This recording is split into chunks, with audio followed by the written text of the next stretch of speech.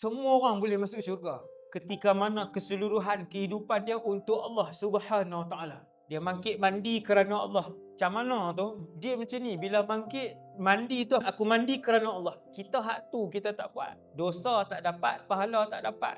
Semua benda adat boleh menjadi ibadat ketika mana kita ikhlas dan niat kerana Allah. Kayuh basikal, berapa ribu kayuh. Setiap kayuhan itu kerana Allah, sihat untuk beribadat. Setiap kayuhan itu adalah pahala. Yang rugi kita tak niat apa? Pasal apa? Seronok, hobi. Main bola, hobi. Pergi mengai, hobi. Dah tak boleh apa pula tu. Kayuh basikal, hobi. Dosa tak ada, pahala pun tak ada. Nak jadikan benda adat jadi ibadat kerana Allah.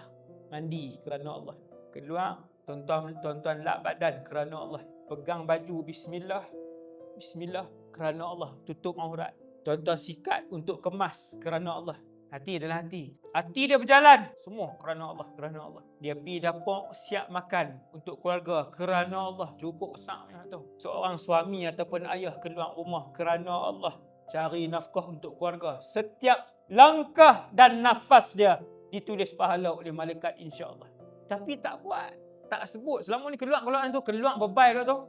Dah tak sarapan. Lapar. Hujan basah pula. Keluar geram, balik rumah geram, duduk tempat kerja geram. Geram kat siapa? Tak habis-habis. Tak boleh apa. Geram kat kawan tu, geram kat kawan ni. Mukmin itu hidupnya tenang walaupun diuji oleh Allah Subhanahu Wa Taala. Kerana ketika dia sakit pun kerana Allah, ketika dia sihat pun kerana Allah.